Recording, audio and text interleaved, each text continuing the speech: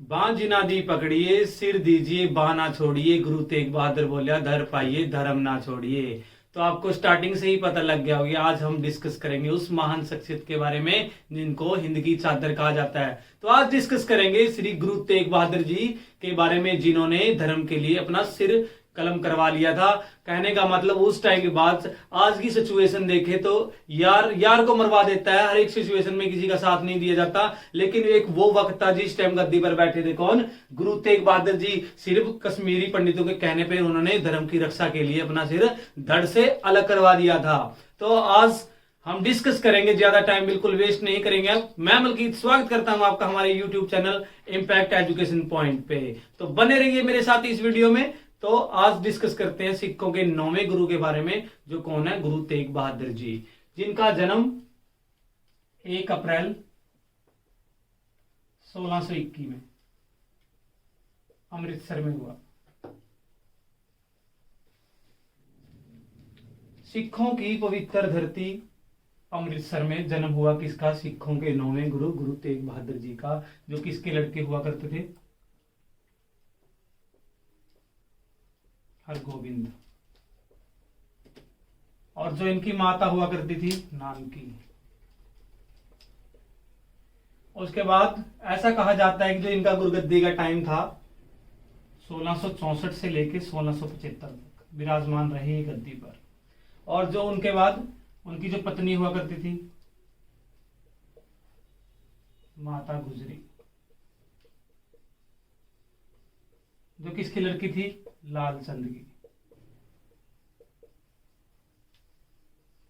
तो उसके बाद एक क्वेश्चन, या कहने का मतलब बहुत सारी बुकों में लिखा होता है, जो इनका बचपन का नाम हुआ करता था त्यागमल।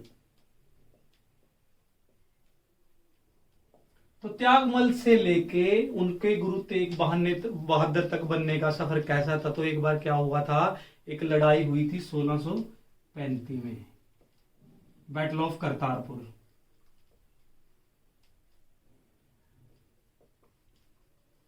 बैटल ऑफ करतारपुर हुई थी 1635 में, जब जिसके बाद जिन्होंने मदद की थी किसने, जिस टाइम हरगोविंद जी जिंदा थे, कहने मतलब गद्दी में बैठे थे, हरगोविंद जी का साथ दिया था किसने, त्यागमल ने। और इसी तरह गुरु तेग बहादुर जी, कहने का मतलब त्याग जी ऐसे लड़े थे जैसे एक वीर योद्धा लड़ता है। उसके बाद वो काफी प्रभावित हुए उसके पिता इस बात को देखकर कि उन्होंने डट के मुकाबला किया उस लड़ाई में। तो इसीलिए उन्होंने, कहने का मतलब जिसने अच्छी तरह से तलवार चलाई हो, इसीलिए उसके बाद उनके पिता ने उनका नाम क्या रख दिया, त्यागमल से गुरु तेग बहादुर जी रख दिया था उनका नाम। उसके बाद उनको एक पुत्र हुआ माता गुजरी को, जिसको कहा जाता है गोविंद राय।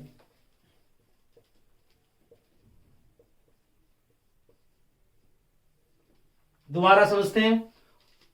आज हम डिस्कस कर रहे हैं सिखों के 9वें गुरु, जिनका पुराना नाम क्या था, त्यागमल, जिनका जन्म 1 अप्रैल 1621 अमृतसर में हुआ, जिनके पिता हरगोविंद हुआ करते थे, जो उनकी माता हुआ करती थी नानकी, जिनका जो गुरुगद्दी का टाइम है 1664 में बैठे, 1675 में उनको शहीदी प्राप्त हुई। जिनकी पत्नी कौन थी, माता गुजरी, जो किसकी लड़की हुआ करती थी, लालचंद की। और उनका एक पुत्र हुआ गोविंद राय। और ऐसा कहा जाता है एक व्यापारी हुआ करता था मक्खन शाह लोबाना।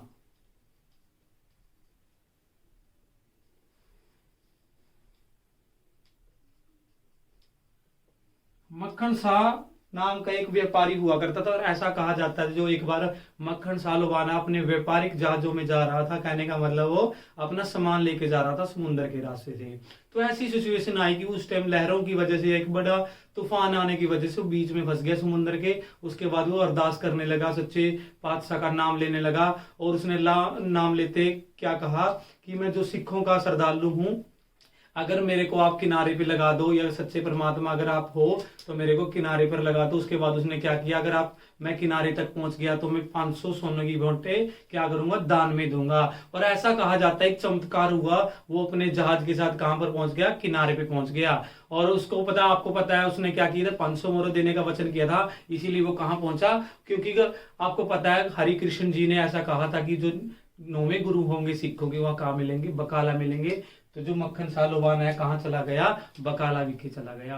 और ऐसा कहा जाता है कि अभी किसी को पता नहीं था कि गुरु कौन है, इसीलिए उधर 22 मंजियां स्थापित हुई थी टोटल। तो 12 अलग अलग तरह के जो लोग थे या श्रद्धालु हुआ करते थे, अपने आप को गुरु मानते थे। अब कंफ्यूजन हो गया था कौन मक्खन साल वाला, क्योंकि उनको डिसाइड करना था कि 22 में से सच्चा गुरु कौन है। तो उन्होंने क्या किया, उनने उन जो 22 श्रद्धालु हुआ करते उनको दो दो क्या दी, सोने की मोहरें देने स्टार्ट कर दी। और कोई भी नहीं बोला कि तीसरी मोहर क्यों दे, लेकिन आखिरकार कहां तक पहुंचे वो, गुरु तेग बहादुर तक बात। जब उन्होंने उनके सामने 2 मोहरें रखी, उसके बाद क्या बोले गुरु तेग बहादुर जी कि मक्खन शाह ऐसा तुम ठीक नहीं कर रहे, तुमने कितनी मोहरें देने का वचन किया था, 500 मोहरें देने का वचन किया था, लेकिन मेरी 498 मोहर कहां है। उसके बाद रियलाइज हुआ किसको, मक्खन शाह लोबाना को। तो उन्होंने पता लगा कि सच्चे गुरु कौन है, गुरु तेग बहादुर जी हैं। उसके बाद वो छत पे खड़ा होके चीखने लगा कि गुरु पायो, गुरु पायो। कहने का मतलब सिखों के 9वें गुरु मेरे को मिल गए हैं। तो ये थी उनकी स्टोरी उनके साथ मिलने की। और ऐसा कहा जाता है कि गुरु तेग बहादुर जी को हिंद की चादर कहा जाता है, क्योंकि उस टाइम ऐसी सिचुएशन थी कि मुगलों के जो सिंहासन पे बैठा था कौन, बादशाह औरंगजेब। और औरंगजेब की कहानी सुनो, एक किस्म का ये कट्टर सुन्नी मुसलमान हुआ करता था। ऐसा कहा जाता है इसके दरबार में एक व्यक्ति रहता था जो गीता का क्या करता था, इसको सुनाया करता था गीता पढ़ के। और उसका ऐसा मानना था जो गीता में उपदेश लिखे हुए हैं हिंदू धर्म में या बाकी धर्मों की प्रशंसा ज्यादा थी, जो भी गीता पढ़ के सुनाता था, कहने का मतलब वो पॉइंट रोक लेता था जहां पर हिंदू धर्म या बाकी धर्मों का प्रचार किया जाता था। लेकिन एक दिन क्या हुआ, जो गीता पढ़ता था एक दिन वो बीमार हुआ, उसकी जगह किसको जाना पड़ गया, उसके लड़के को जाना पड़ गया। उसके बाद क्या, लड़के ने सारा का सारा सुना दिया कि हिंदू धर्म भी बहुत अच्छा धर्म है, बाकी धर्म भी उनके जैसे ही है। लेकिन औरंगजेब नहीं चाहता था कि इस्लाम धर्म के बगैर कोई भी धर्म इंडिया में चले, कहीं पर भी प्रचार हो। इसीलिए उन्होंने क्या किया, सिख धर्म को रोकने के लिए कश्मीरी पंडितों पर क्या करना स्टार्ट कर दिया, जुल्म करने लगा बार बार। और इसी बात को देखकर जो भी कश्मीरी पंडित थे बहुत दुखी हुई, क्योंकि उनको जबरदस्ती मुसलमान बनाया जा रहा था और उनपे बहुत सारियां क्या कर दी, दुख तसीहे इनको मार दिया जाने लगा। इसी बात से दुख तकलीफ में करते हुए उनको पता लगा कि गुरु तेग बहादुर जी सारे कष्ट का क्या करते हैं, निवारण करते हैं, या सारे कष्ट को दूर करते हैं। इसीलिए कश्मीरी पंडित अपने हाथ फैला के, कहने का मतलब मदद मांगने के लिए कहां पर पहुंचे, गुरु तेग बहादुर जी के पास पहुंचे। और उन्हें कहा कि गुरु तेग बहादुर जी हमको बचाओ कि जो कट्टर सुन्नी मुसलमान औरंगजेब हम पे क्या कर रहा है, अत्याचार करता जा रहा है। उसके बाद उन्होंने कहा गुरु तेग बहादुर जी ने कि जब तक ये सिलसिला नहीं रुकेगा, जब तक एक महापुरुष जो अपना सिर नहीं कटवाएगा या अपने बलिदान नहीं देगा। तो उसके बाद जो उनका पुत्र हुआ करता था गोविंद राय, तो गोविंद राय के मुंह से ऐसे शब्द निकले जो गुरु तेग बहादुर जी काफी सुन के प्रसन्न हुए। गुरु जो गोविंद राय, उन्होंने क्या कहा कि पिताजी आपसे बढ़कर कोई महापुरुष कैसे हो सकता है। इसीलिए उन्होंने कहा, जो उधर की जनता थी उन्होंने बोला कि अगर आपके पिता बलिदान देने चले गए तो आप अनाथ हो जाओगे और जो आपकी माता है वो विधवा हो जाएगी। तो उन्होंने ऐसा डिसाइड किया कि अगर मेरे एक बलिदान में, कहने का मतलब अगर एक बच्चे के जो है क्या अनाथ होने से बाकी बच्चे बच जाएं, या मेरी माता का विधवा होने से बाकी लाखों जो लड़कियां या औरतें विधवा होने से बच जाए, तो मैं उस बलिदानी को जाहिर नहीं जाने दूंगा। उसके बाद उन्होंने क्या कहा, गुरु तेग बहादुर जी बिल्कुल राजी हो। उन्होंने क्या कहा कि आप औरंगजेब को जाकर बोल दो कि जब तक गुरु तेग बहादुर जी क्या नहीं करेंगे, अडॉप्ट नहीं करेंगे इस्लाम धर्म को, तब तक हम इस्लाम धर्म को अडॉप्ट नहीं करेंगे। तो ये सुनाया पहुंचाया गया किसके पास, औरंगजेब के पास। और ऐसा कहा जाता है कि जब वो आनंदपुर जा रहे थे अपने कुछ श्रद्धालुओं के साथ, तो चोरी चुपके औरंगजेब ने उनको क्या कर लिया, बंदी बना लिया गया। और उनसे बहुत दिन ऐसे कहा गया, उनको बहुत सारा लालच दिया गया, और उनके सामने जो भी सिख श्रद्धालु थे उनका आरी से सिर कटवा दिया गया।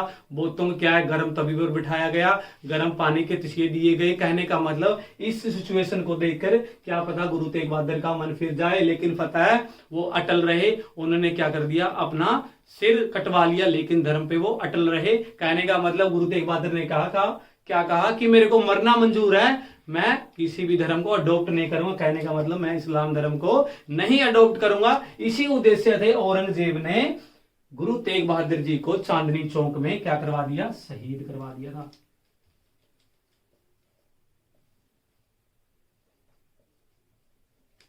दिल्ली के चांदनी चौक में औरंगजेब ने शहीद करवाया था किसको, गुरु तेग बहादुर जी को, जिसकी याद में आज बना हुआ है शीशगंज गुरुद्वारा, जो कहां पर स्थित है, दिल्ली में स्थित है। और एग्जैक्ट डेट क्या थी, 11 नवंबर 1675।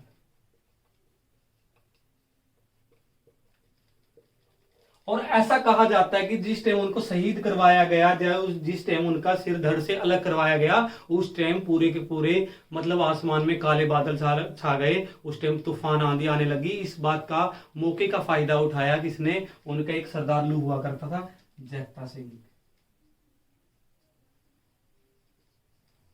तो उन्होंने क्या कहा, जब मुगल कंफ्यूज हो गए आंधी के अंदर, कहने का मतलब तूफान में कंफ्यूज हो गए, उसके बाद जैता सिंह ने क्या क्या किया, जो उनका सर था गुरु तेग बहादुर जी का, वो उठाकर घोड़े पे चले और कहां पर लेके आए? आनंदपुर साहिब में। और किसको दिया? गोविंद राय को, उनके पुत्र को। और वहां पे उनकी याद में क्या बना हुआ है? शीशगंज गुरुद्वारा, जो किसने बनवाया था। और उसके बाद गोविंद राय ने किसको उपाधि दी? जैता सिंह को दी, रंगरेटा गुरु का बेटा। उसके बाद एक मोमेंट और हुआ था, मैं पहले इसको इरेज कर देता हूं, उससे पहले दोबारा एक बार रिवाइज करूंगा आपके लिए।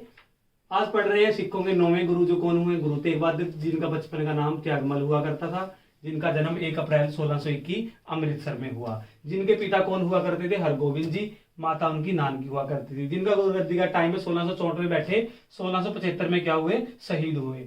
पत्नी माता गुजरी थी, जो किसकी लड़की हुआ करती थी? लालचंद की। और जो उनके बेटा हुआ गोविंद राय, जो आगे जाकर सिखों के 10वें गुरु बनेंगे, गुरु गोविंद के नाम से।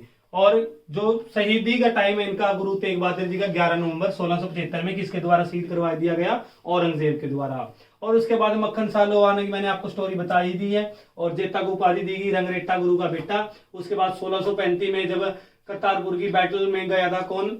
गुरु तेग बहादुर जी, कहने का मतलब त्यागमल। तो गुरु हरगोविंद ने खुश होकर उनको उपाधि दी थी गुरु तेग बहादुर की, ठीक है ना। तो उसके बाद मक्खन साहा, तो एक घटना और घटी।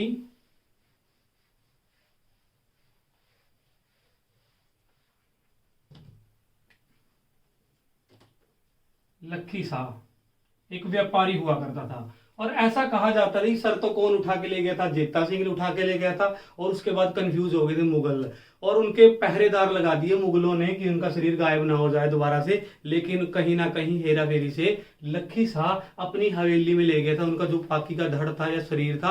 और ऐसा कहा जाता है कि लोग उन पे शक ना करें, इसीलिए उन्होंने अपनी हवेली में उनका से जो है पूरा का पूरा शरीर रख के आग लगा दी थी, ताकि लोगों को शक ना हो। और दाह संस्कार कर दिया था किसने? लखी शाह ने, जो किसका? गुरु तेग बहादुर जी के धड़ का। और उसे पे बना है गुरुद्वारा रकाबगंज।